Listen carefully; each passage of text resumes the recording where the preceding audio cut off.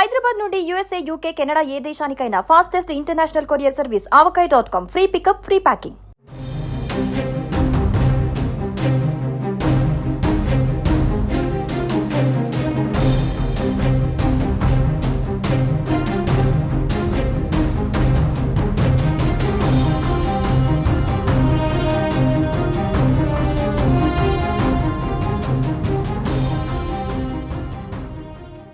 టాలీవుడ్ ప్రముఖ నిర్మాత అల్లు అరవింద్ కు ఊహించని షాక్ తగిలింది.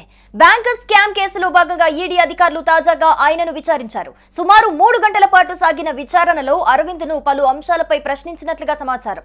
వచ్చే వారి మరోసారి విచారణకు రావాలని ఈడీ సూచించినట్లుగా వార్తలు వినిపిస్తున్నాయి. ఇంతకు ఏ కేసులో అల్లు అరవింద్ ను ఈడీ విచారించింది? అసలేం జరిగింది?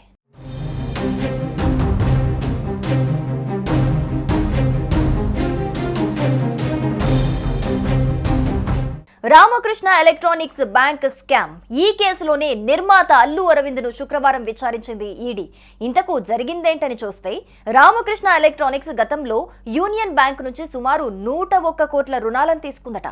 అయితే తీసుకున్న రుణాలను సకాలంలో తిరిగి చెల్లించకపోవడంతో సిబిఐ కేసు నమోదు చేసింది. కాగా సిబిఐ నమోదు చేసిన ఈ కేసు ఆధారంగా విచారణ మొదలుపెట్టింది ఈడీ. 2018 నుంచి 19 మధ్య ఈ భారీ స్కామ్ జరిగినట్లుగా తేలింది. అయితే రామకృష్ణ ఎలక్ట్రానిక్స్ నుంచి అల్లు అరవింద్ సంస్థలకు లావాదేవీలు జరిగినట్లుగా ప్రాథమిక దర్యాప్తులో వెల్లడైంది. దీంతో ఈడీ అధికారులు అల్లు అరవింద్ ని శుక్రవారం ప్రశ్నించారు. ఈ స్కామ్ కు సంబంధించిన ఆర్థిక లావాదేవీలతో పాటు ఆస్తుల కొనుగోలుపై ఎన్నో ప్రశ్నలు వేసినట్టుగా సమాచారం.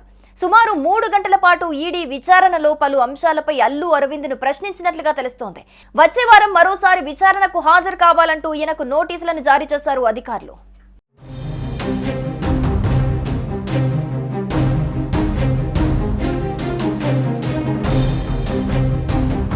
సుమన్ టీవీలో మీ పర్సనల్ అండ్ బిజినెస్ ప్రమోషన్స్ కోసం కింది నెంబర్కి కాంటాక్ట్ చేయండి.